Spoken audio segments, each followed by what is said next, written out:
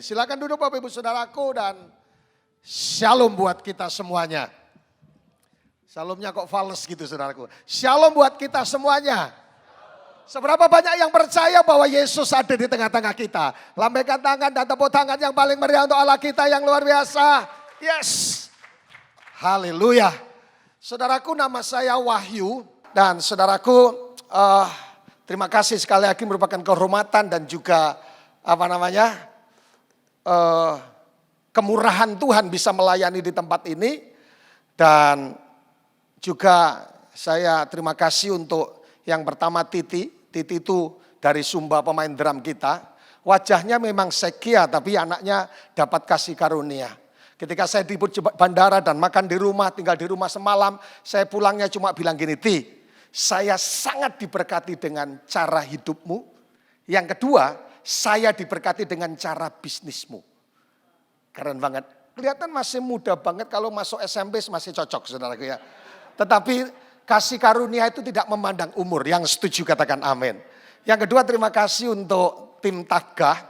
Saya juga ada keluarga di sini, Tafgah Pak Ruli sama Ibu. Dia manajer saya. Kalau artis kan ada manajernya saudaraku. Saya diangkat, diajak makan saudaraku. Kemudian teman-teman yang lama juga untuk Pak Atan dan Ibu. Terima kasih yang sudah kemarin juga ajak. Keren banget. Sering-sering ajak makan Pak. Saya cocok lidah saya di situ. Dan juga ada satu garment yang ekspor ke Dubai juga ngajak makan. Jadi rebutan di sini Bu. Jadi sampai kita ini, kata Pak Pendeta Hengki, kita sampai lari. Ini adalah tim penatua juga dari Sumba. Dan tepuk tangan untuk mereka semua orang-orang yang luar biasa. Haleluya. Nah Bapak Ibu Saudaraku yang dikasih Tuhan, katakan sama-sama Yesus kita dahsyat. Yang setuju katakan amin. Katakan tepuk dada saudara, Yesus kita dahsyat. Amin, saudaraku. Nah, Bapak Ibu Saudaraku yang dikasih oleh Tuhan, kenapa iya ini? Nah, hidup Kristen itu dahsyat. Yang setuju katakan amin. Aminnya kok fals. Seberapa banyak yang percaya, saudara yakin bahwa Yesus yang kita sembah adalah Yesus yang dahsyat. Amin, saudaraku. Kenapa Yesus kita dahsyat? Alkitab berkata dalam Filipi 4:13 dikatakan segala perkara I can do all things. Artinya apa saudara? Tidak ada persoalan yang tidak bisa diselesaikan oleh Tuhan. Yang setuju katakan amin. Katakan sebelah kiri sebelah kanan. Betul kata pendeta itu, amin. Haleluya saudaraku. Kenapa saudaraku? Saudara mungkin datang dan berkata, pendeta Pak Wahyu, saya sedang menghadapi banyak perkara memang banyak. Saya mau kasih tahu saudara, I can do all things. Kita punya Tuhan yang sanggup menyelesaikan segala perkara. Jadi kenapa katakan Yesus kita dahsyat, bahwa segala perkara dapat ditanggung di dalam Dia. Satu saat nanti saya juga bagikan di KLC. Saya diutus sudah 3 tahun di Sumba, belum ada perubahan, malah masalah terlalu banyak. 3 tahun habis pendeta tanda tangan tidak setuju dengan rok. Gereja kok namanya rok gitu saudaraku. Kok enggak celana gitu saudaraku ya. Saudaraku 3 tahun bersama dengan tim. Satu saat ada orang yang bukan percaya Yesus. Dia bilang, Pak, saya mau didoakan tidak di rumah, tidak di gereja. Ya sudah di pinggir jalan. Dan bukan orang Sumba, luar Sumba dan bukan percaya Yesus. Saya tanya di pinggir jalan dekat kalau di itu kayak lapangan besar. Kamu saya doakan dalam nama Isa mau? Mau. Sakitmu apa? Pak, saya pendarahan selama 5 tahun, sebulan hanya berhenti 2 hari. Untung kita pada pendarahan berapa tahun? 12 tahun. Batin saya, kamu baru 5 tahun. Alkitab saya 12 tahun pendarahan sembuh. Oke, tumpang tangan. Kamu percaya? Mulai tumpang tangan, Jumatnya saya terbang ke Malang untuk melayani. Kemudian saudaraku hari Sabtu saya ditelepon, Pak, Yesus Bapak dahsyat. Kenapa? Ketika didoakan dan ditumpangi tangan, saudaraku pendaharannya berderi total berhenti sama sekali. Habis itu minggu siang dia bilang lagi, Pak, kalau gitu saya doakan sekali lagi. Apa? Saya pengen dapat jodoh. Terus saya tanya gini, bukan seperti saya. Oh bukan, Bapak terlalu tua katanya. Nah saudaraku, artinya saya mau sampaikan buat saudara, apapun yang sedang kita hadapi, Alkitab saya berkata, I can do all things, semua perkara, katakan sama-sama, semua masalah, sama-sama, semua kesulitan, semua tantangan, dapat diselesaikan oleh Tuhan kita Yesus Kristus. Tepuk tangan yang meriah untuk Allah kita yang luar biasa. Jadi jangan bete, jadi orang percaya, you know bete? Coba tengok kanan kiri, bukan kamu. BT itu adalah butuh tati tayang gitu loh. Jemaat rock, singer rock, pekerja rock, malam minggu BT. Aduh sorry saja. Yang kedua, kenapa Yesus kita dahsyat? Yesaya pasal 9 dikatakan, sebab seorang apa? Anak telah lahir untuk kita, langsung saja namanya penasihat ajaib, Allah yang perkasa, Bapa yang kekal, Raja yang damai, Wonderful Counselor. Artinya apa? Dalam terjemahan Ibrani kata Pele, artinya apa? Penasehat di atas penasehat. Jadi pertanyaannya buat kita, rumah tanggamu penasihatnya siapa? Perusahaanmu penasihatnya siapa? Saya memberikan garansi kalau penasihatnya Yesus, saya percaya haya, hojuan ya, semakin diberkati dan semakin memuliakan nama Tuhan. Aminnya kok fales. Amin. Jadi saudaraku, di tangan siapa kita menentukan? Yang setuju katakan amin. Kalau di tangan Tuhan Yesus, saudara akan melihat kemurahan anugerah yang terjadi. Amin. Selain Wonderful Counselor, saya percaya kalau siapapun yang berkhotbah di tempat ini, kehadiran Yesus menjadi nomor satu. Yang setuju katakan amin. Siapa tidak perlu satu saudaraku, kalau saudara datang dengan haus dan lapar, saya percaya dekat dengan mujizat Tuhan. Satu saat saya diundang KKR untuk ulang tahun gereja Betani Manokwari. Saudaraku, saudara tahu orang Papua itu kalau batuk aja suaranya bisa bagi suara. Loh gitu saudaraku, keren banget. Nah hari itu saya diundang ulang tahun gereja keberapa saya lupa. Tapi saya lihat orangnya haus, mulai dari choir, mulai dari tamborin, singer, semuanya mereka haus, mereka menangis, yang hitam, yang putih, nyanyi sama-sama. Tapi kerennya saudara, ketika saya maju dan saya ikut-ikutan Pak Alek waktu itu, Jesus, saudaraku, semua singer dan hampir 85% tumbang. Dekorasinya itu saudara jatuh. Dan yang menarik, ada yang kanker, ada yang tumor, ada yang apa, disembuhkan oleh Tuhan.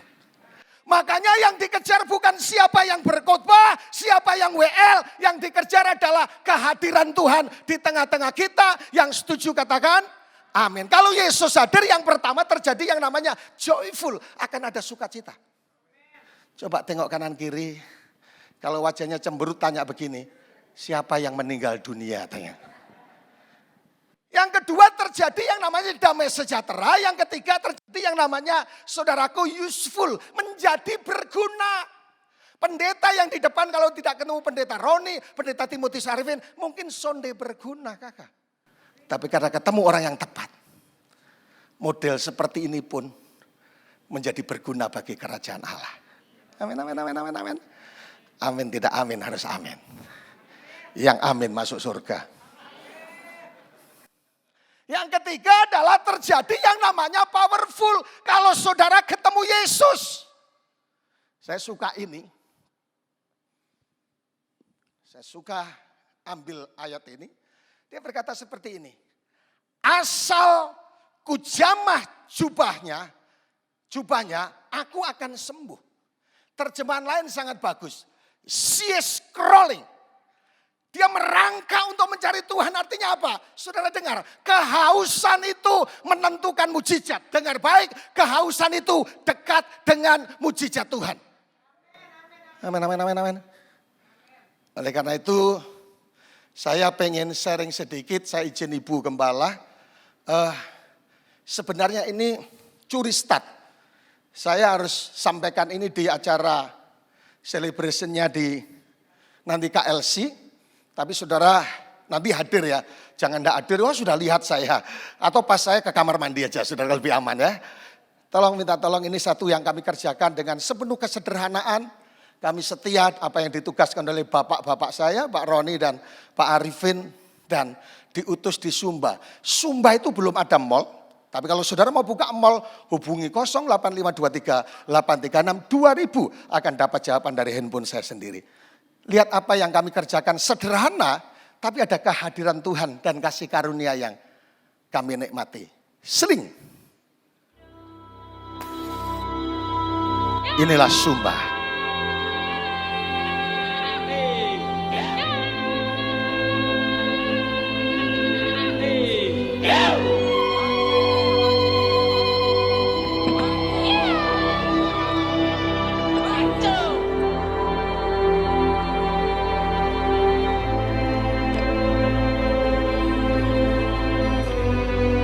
Pantainya sangat bagus. Pulau Sumba terdiri dari 4 kabupaten dengan 45 kecamatan serta 424 desa dan kelurahan. Sumba terkenal akan keindahan alamnya, namun di balik itu menyimpan berbagai permasalahan hidup. Menurut data dari Badan Pusat Statistik, angka kemiskinan di Pulau Sumba masih sangat tinggi.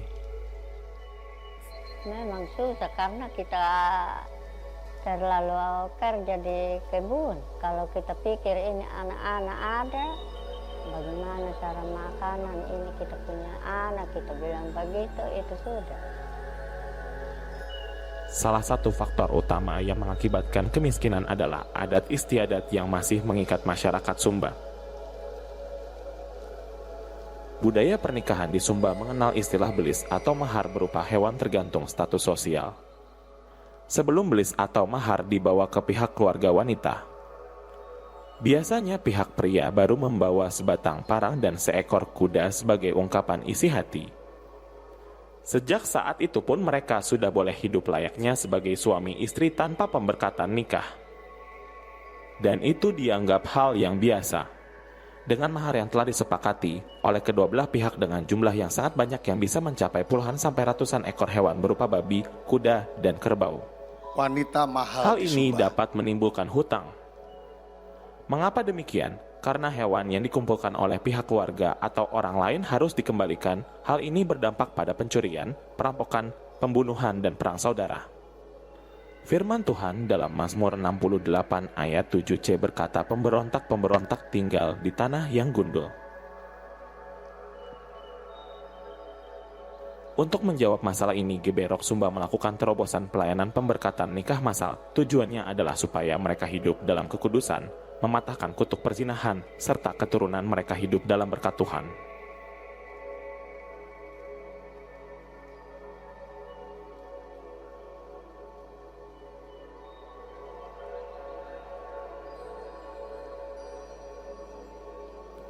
Akibat dari kemiskinan, banyak anak-anak Sumba tidak mendapatkan pendidikan yang layak.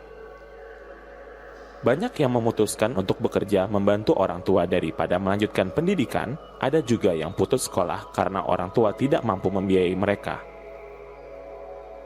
Untuk menjawab tantangan ini, Sekolah Tunas Daud hadir menjadi jawaban dengan misi mengupgrade sumber daya Sumba dan menolong yang kurang mampu, sehingga semua anak Sumba beroleh kesempatan untuk sekolah. Di cabang-cabang pun kami mulai merintis sekolah dimulai dari pendidikan anak usia dini dengan tujuan take over spirit dan menanamkan nilai-nilai kerajaan sejak dini. Harapan kami melalui sekolah, lahirlah sebuah generasi yang memiliki paradigma baru, gaya hidup yang baru, dan masa depan yang lebih baik.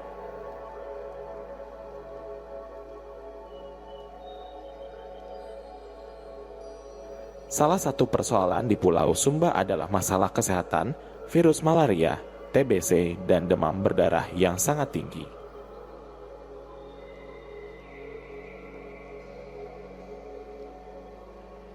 Angka stunting sangat tinggi. Pada tahun 2021 menempati urutan pertama se-NTT dengan persentase 37% dan pada tahun 2022 angka tersebut meningkat.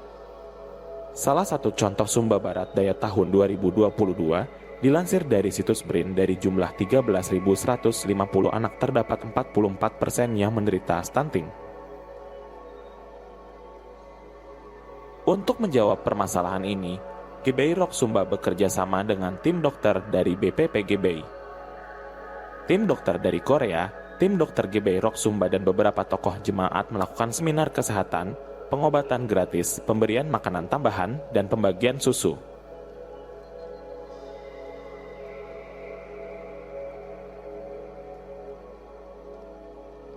Faktor penting yang menunjang permasalahan di Sumba adalah adat istiadat dan pesta adat.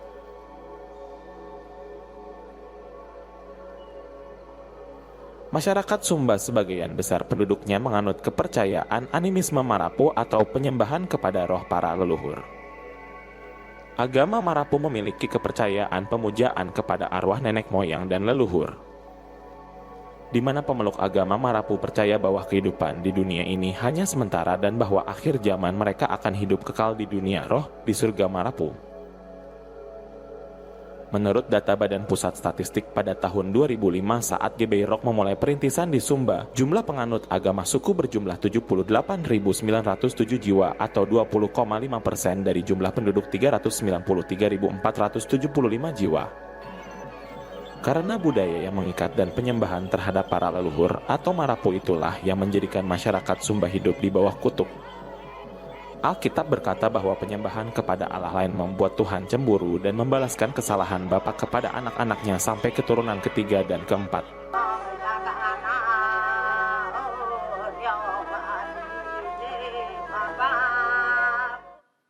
Untuk itulah Rock Ministry hadir di Sumba demi memulihkan penyembahan kepada Allah yang benar melalui penjangkauan, penginjilan, pemutaran film, dan pembukaan pos PI dan cabang-cabang.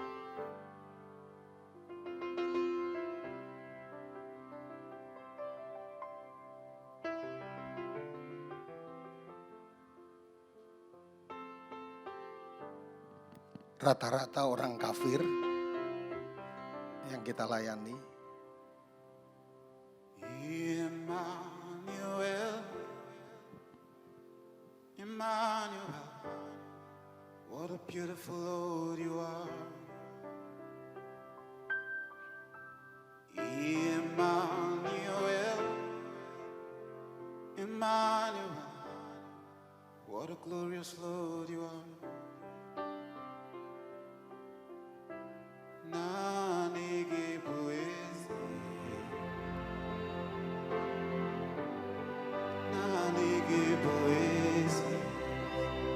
Ini yang di WK Bubat.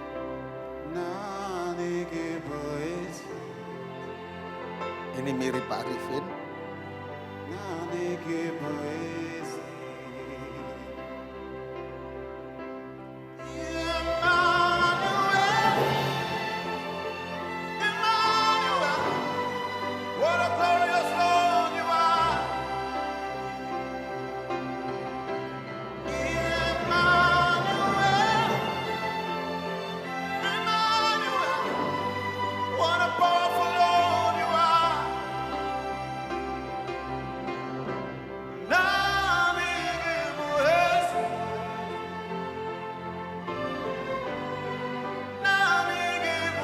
Pak Roni sama Ibu hadir juga di sini.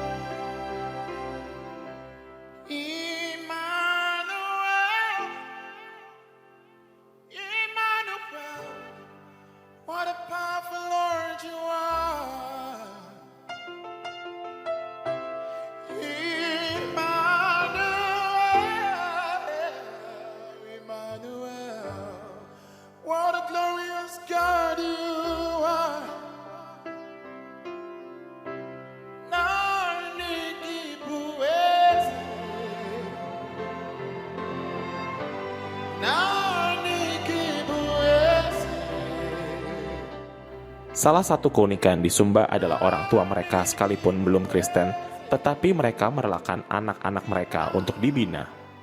Peluang ini pun ditangkap oleh kaum Kedar dengan mendirikan tempat penampungan untuk menjalankan misi mereka. Rock Ministry Sumba menangkap peluang ini dengan menampung anak-anak dan memperlengkapi anak-anak tersebut untuk bertumbuh dan takut akan Tuhan. Melalui rumah pemulihan Waikaraba menghasilkan 20 anak-anak yang lulusan S1 5 orang, S2 2 orang, 1 orang dosen STT dan 10 orang yang sudah lulus dan bekerja. 90% anak-anak ini orang tuanya masih menganut kepercayaan Marapu. Transformasi di bidang pertanian, Rock Ministry Waikaraba menanam 1000 pohon cabai dan sekaligus memberdayakan anak-anak yang berada di rumah pemulihan Waikaraba. Harapan kami bisa mampu untuk menyuplai kebutuhan cabai di Pulau Sumba. Rock cabang Anakala menangkap peluang ini dan memulai pembangunan asrama dan rumah misi. Misi kami semakin banyak anak-anak Sumba yang diselamatkan bagi kemuliaan nama Tuhan.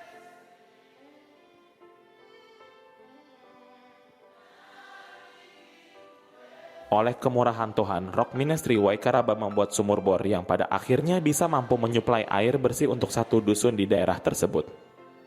Mengingat kebanyakan daerah di Pulau Sumba krisis air bersih, sumber air sudah dekat. Air merupakan kebutuhan yang sangat penting bagi kebutuhan manusia. Oleh kemurahan Tuhan, Rock Cabang Kodi mendapatkan mujizat melalui jemaat yang menyumbang dinamo solar panel yang dapat memompa air dari dalam goa. Dan akhirnya seluruh kebutuhan air di gereja dan 1 kampung terpenuhi.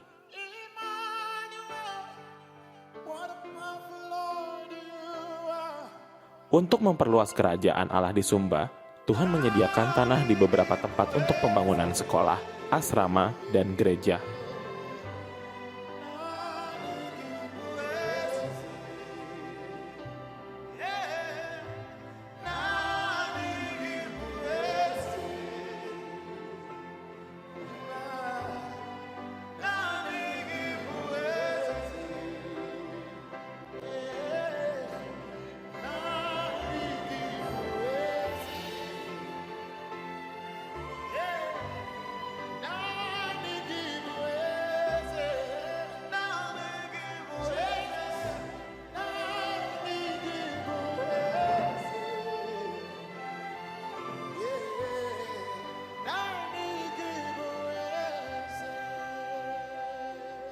Sedikit lagi ini selesai, sudah 80%, tinggal LED sama apa itu, sound system dan peredam.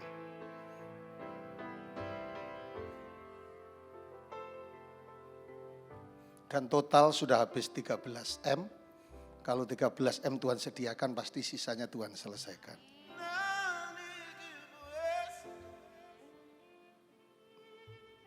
Ini pada pantai kita. Ada mirip Pak Roni juga di sini. Hampir 1.700 orang bisa hadir sama-sama. Kita tidak berharap COVID lagi, rupanya COVID menjadi satu penuaian jiwa-jiwa. Hampir ratusan yang kita baptis. Itu yang kacamata itu saya mirip.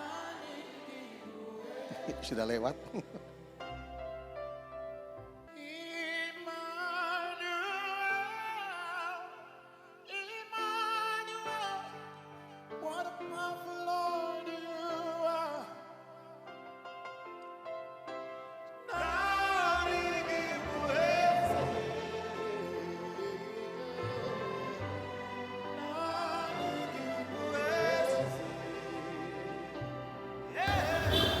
Ya tentu sebagai pimpinan di daerah ini, saya patut menyampaikan terima kasih yang tulus kepada GBI Rock yang telah banyak berbuat untuk masyarakat di daerah ini, terkhususnya masyarakat di pinggiran.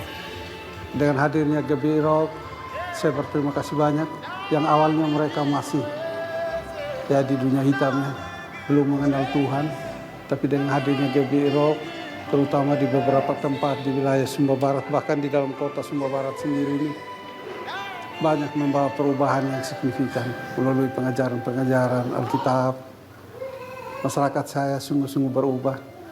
Mereka kembali ke jalan yang benar, yang semula mereka banyak terlibat di dalam hal-hal yang seharusnya tidak patut dilakukan itu. Saya tahu betul di desa saya itu. Yang berikut juga terkait masalah pendidikan. Saya berterima kasih betul kepada Bapak Pendeta, Ibu Pendeta yang telah banyak berbuat terkait dengan pengembangan sumber daya manusia di daerah ini. Karena ada beberapa sekolah yang telah dibangun baik dari TK PAUD, juga SD, SMP. Terima kasih banyak kebersamaan kita semua. Tuhan memberkati kita. Salam. Tepuk tangan untuk Allah kita yang luar biasa. Dan saya akan lanjutkan sedikit lagi, habis itu selesai. Tampilkan tolong multimedia, PowerPoint-nya ini yang kami kerjakan sebagian kemurahan Tuhan yang Tuhan kerjakan. Dan yang menguatkan saya ada di sana bersama dengan tim adalah Peter Kumar juga nubuatkan Bu. Dan sangat luar biasa dia berkata bangunan ini akan selesai dan banyak hal yang dan akhirnya saya kirim juga ke Pak Arifin. Karena Pak Peter Kumar lapor sama Pak Arifin itu wahyu berani. Di daerah imannya kuat, saudaraku. Itu hanya kemurahan yang terjadi, amin. Nah saudaraku yang dikasih Tuhan lanjut. Ada satu hal yang menarik kalau kita baca ayat ini. Di dalam Yohanes pasal yang ke-13 ayat 34 sampai 35. Aku memberikan apa? Perintah baru kepada kamu supaya kamu saling mengasihi sama seperti aku telah mengasihi kamu. Demikian pula kamu harus saling mengasihi. Dengan demikian orang akan tahu bahwa kamu adalah apa? Murid-muridku. Dikatakan perintah yang baru. Padahal ini ayat sudah begitu lama. Artinya apa? Saudaraku, orang sudah dengar. Orang Kristaya sudah ngerti. Namun tidak lagi melakukan. Makanya perlu mengasihi yang lebih fresh. Saudaraku, sehingga tanda dan ciri sebagai murid. Salah satu tanda atau ciri sebagai murid adalah saling mengasihi. Yang setuju katakan amin. Haleluya. Nah, Bapak Ibu Saudaraku yang dikatakan dalam juga jikalau seorang berkata aku mengasihi Allah dan ia membenci saudaranya, maka ia adalah pendusta karena barang siapa tidak mengasihi saudaranya yang dilihatnya tidak mungkin mengasihi Allah yang tidak dilihatnya. Artinya ini, kalau orang berkata mengasihi Tuhan tapi masih suka benci, tapi rindu jua. Saat ingat kau sakiti hatiku di antara rindu dan benci di sini. Itu berarti saudara tidak mengasihi Allah.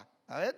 Amin, saudaraku. Nah, oleh karena itu Bapak Ibu Saudaraku, ketika Tuhan berbicara kepada Petrus, dia berkata, Petrus, apakah engkau mengasihi aku?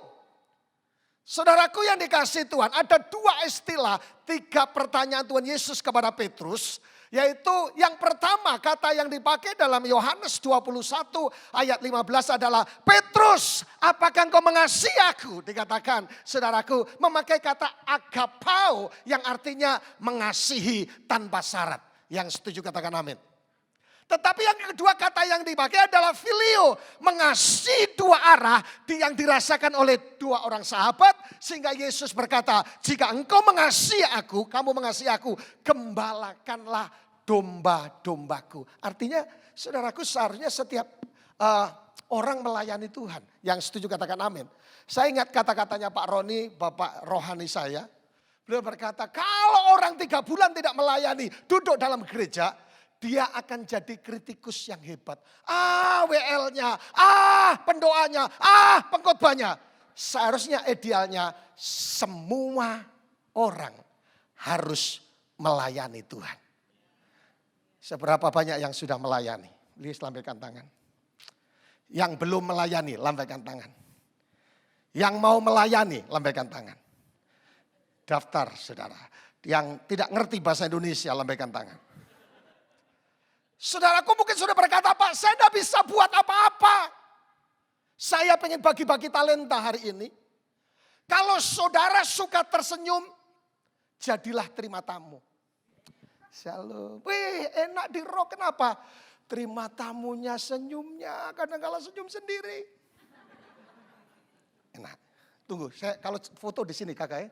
Cakep saya di sini soalnya, kalau dari sana kurang bagus. Ya, terima kasih. Kalau saudara sulit senyum dan kumisnya tebal, jangan pernah jadi terima tamu. Shalom. Oh, duduk sana ya. Duduk terserah. Tidak duduk ke terserah. Besok tidak akan ibadah lagi kekuatannya. Hei, terima tamunya seram. Tapi bukan berarti tidak ada tidak ada jobnya. Kalau suka pinter ngomong, saudaraku, jangan terima tamu. Cik, ya ampun, baju baru, beli di TP ya ampun, di TA, ya ampun, beli antri seperti telepon umum, orang mau masuk tidak jadi. Jangan kecil hati yang kumis tebal, sulit senyum, taruhlah di bagian kolektor. Minggu depan kolektor berubah, saudaraku, 2 kali lipat. Shalom. Diambil semua saudara. Set. Dihitung olsansa, isinya bon semua. Bendahara yang selamat malam. Jadi semua harus melayani. Tepuk dada saudara. Hidup yang paling indah. Tepuk dada saudara. Hidup yang paling indah adalah melayani Tuhan. Amin. Selamat datang Kak Mbak April dari Papua Kak. Iya, selamat datang, hari ini juga bergabung bersama, tepuk tangan rock. Di mana Mbak? Jayapura.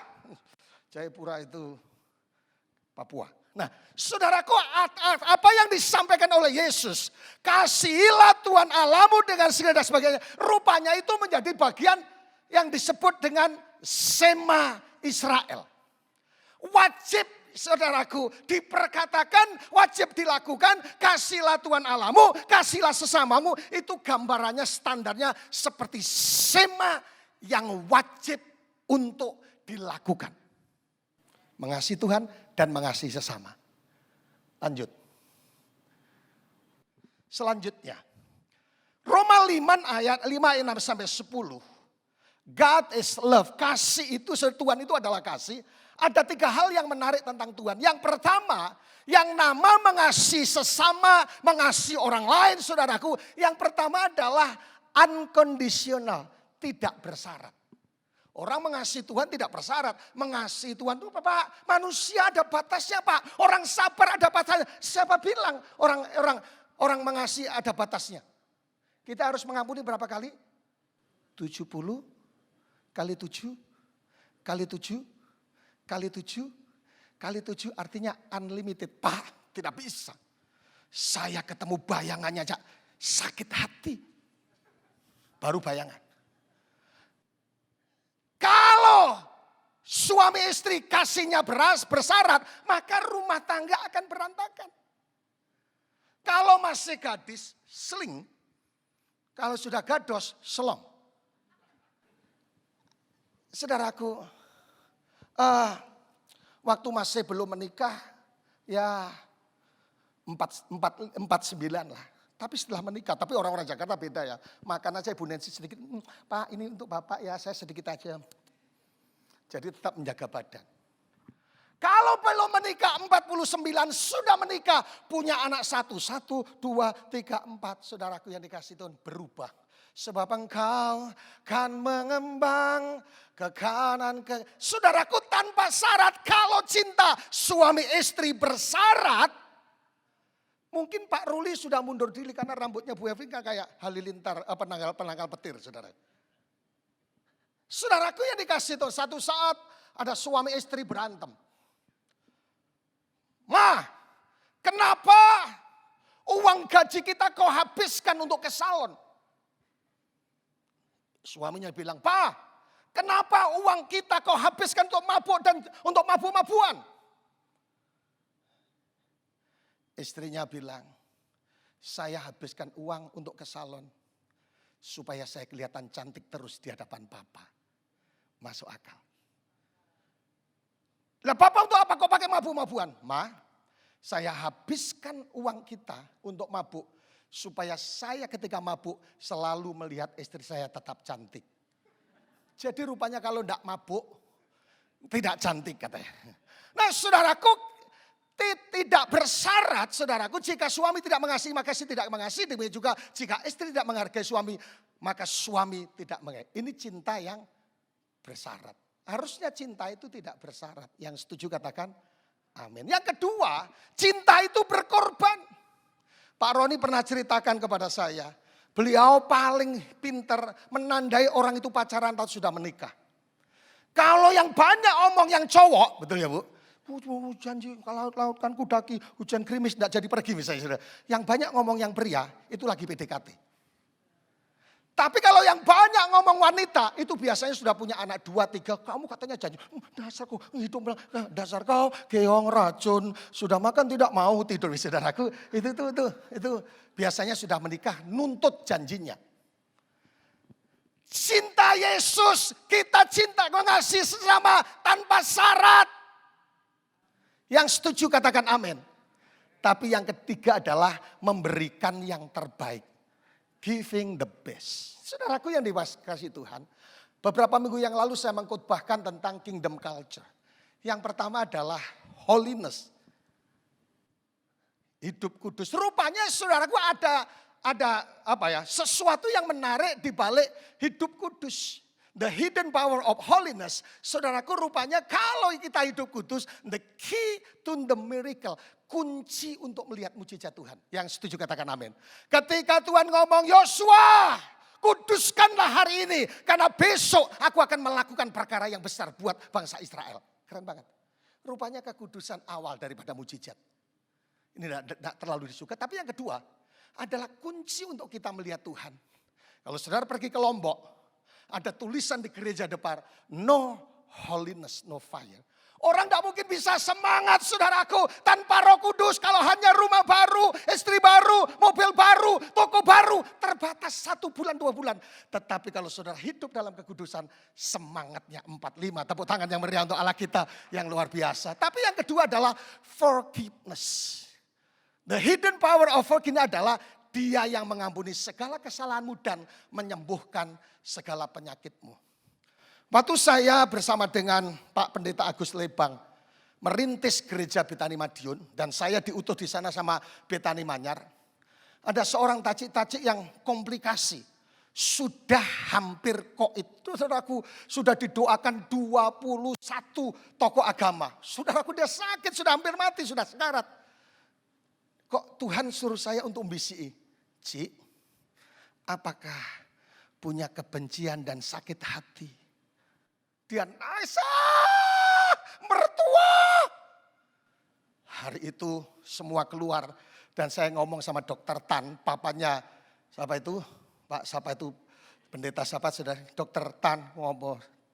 Saudaraku enggak sampai 6 hari beransur-ansur sakitnya komplikasi pulih. Rupanya kalau mengampuni itu menyembuhkan tubuh, jiwa, roh. Saya tidak mau kenal lagi yang namanya laki-laki. Semua laki-laki buaya. Kecuali Pak Roni, Pak Wahyu dan laki-laki yang ada di ruangan ini. Jadi saudaraku yang dikasih Tuhan, mengampuni itu dahsyat. Menyembuhkan, memulihkan. Yang setuju katakan amin. Tetapi yang ketiga, halo? Ya, yang ketiga adalah the hidden power of giving, memberi. Saudara tahu, bangunan yang kami kerjakan hampir 13 M. Kami diajari Pak Arifin, Pak Roni, tidak pernah proposal, tidak pernah macang buka melas. Pak, tolong dong, semua karena mujizat Tuhan. Tepuk tangan untuk Allah kita yang luar biasa. Nah saudaraku, makanya ketika kita belajar memberi Alkitab berkata, maka menaburlah Ishak di tanah itu. Dan di dalam tahun itu juga mendapatkan hasil berapa? 100 kali lipat. Sebab ia diberkati Tuhan dan orang itu menjadi kaya. Bahkan kian hari kian kaya sehingga ia menjadi sangat kaya. Rupanya rahasia terbesar ketika kita diberkati berlimpah-limpah semakin more and more adalah ketika saudara kita melepas. Yang setuju katakan amin. Saya bersyukur setelah sinode, saya diketemukan orang-orang secara finansial mereka hebat. Mereka diberkati berlimpah-limpah dan rata-rata mereka ngajak makan. Termasuk ada yang di depan saya ini. Saudaraku yang dikasih Tuhan, mereka ajak makan dan di Sumba tidak ada. Dan lidah saya cocok, makanya harus diulang Pak. Jadi ketika saya bagikan ini saudaraku, forgiveness, mengampuni apapun yang terjadi tanpa syarat. Yang setuju katakan amin. Saya usul kalau saudara benci dengan seseorang, mulai bawa parasel, mulai datang dan berkata, Bu, Kak, kakek, adik, mulai saya minta maaf, saya yang bersalah. Selesai. Kalau saudara dengar khotbah saya dan mulai tersinggung, lakukan hari ini juga. Saudara beli parcel di luar dan mulai berkata, Pak, tadi perkataan menyinggung perasaan, saya jadi sakit hati. Nih, saya terima dengan segenap hati. Haleluya.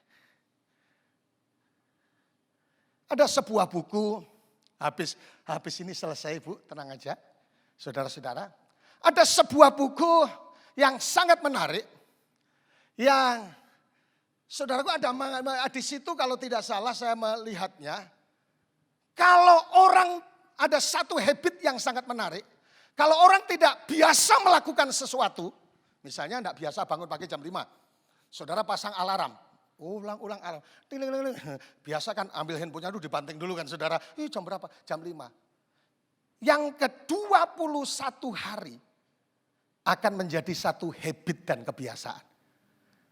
Kalau saudara belum bisa mengampuni, tidak bisa mulai belajar tuntunan Roh Kudus, mengampuni, mengasihi mertua, mengasihi menantu, dan semuanya dilakukan kekuatan Roh Kudus. 21 hari akan begitu gampang mengampuni orang lain, akan jadi habit. Amin. Nah kalau orang tidak bisa apa-apa, buku ini juga menyebutkan bahwa kalau saudara tidak bisa apa-apa dan melakukan ulang sampai 10.000 kali, saudara akan menjadi ahli. Saudara tidak biasa khotbah, tidak biasa WN, tidak biasa latih 10.000 kali. Selanjutnya akan menjadi terbiasa dan menjadi ahli. Tidak ngerti marketing, saudara belajar buah dan sebagainya. Saudaraku akan menjadi satu hal yang ahli buat kita. Makanya perlu belajar mengampuni, menyayangi, mengasihi akan menjadi satu habit. Oh tidak masalah, sorry. Aduh tidak bisa sakit hati sekarang. Karena apa? Kristus ada di dalam hidupku. Amin. Yang paling terakhir. Nah, ini paling terakhir serius.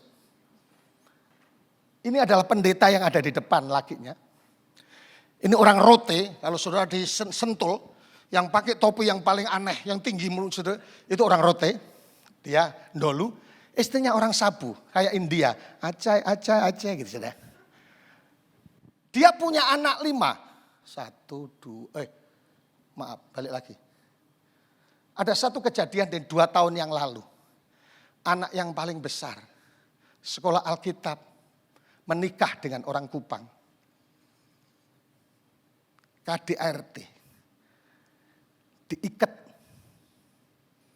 Dan sampai mati. Dan suaminya bilang. Ini bunuh diri. Cantik, manis.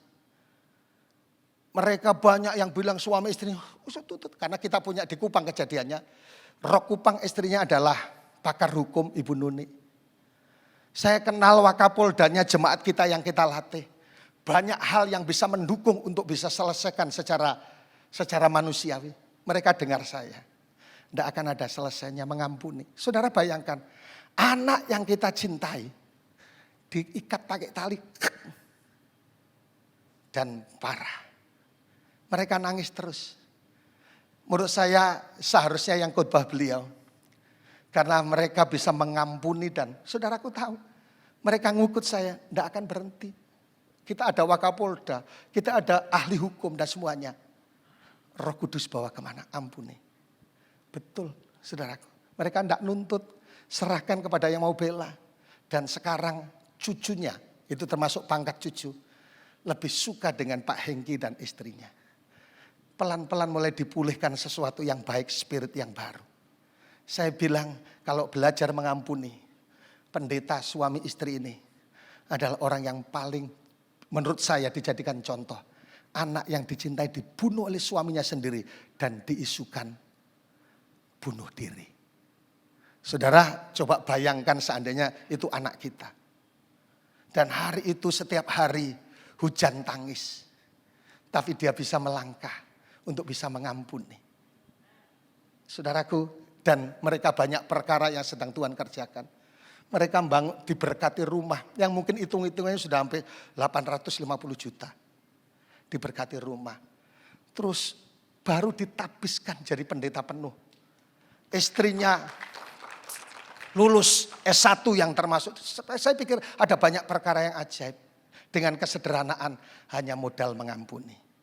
Hari ini jadikan sebuah habit untuk kita bisa mengampuni orang bersalah. Supaya apa? Terobosan-terobosan itu terjadi dalam hidup kita. Setan suka saudara tidak mengampuni. Setan suka saudara kepahitan. Setan suka karena apa saudaraku? Engkau menjadi orang Kristen yang tidak mengalami terobosan sehebat apapun. Salah satu strategi setan adalah membuat saudara pahit, tidak bisa mengampuni. Contoh orang yang di depan saya dan fotonya di belakang. Mereka bisa mengampuni dan Tuhan lakukan banyak perkara yang ajaib. Bangkit berdiri bersama-sama. Haleluya.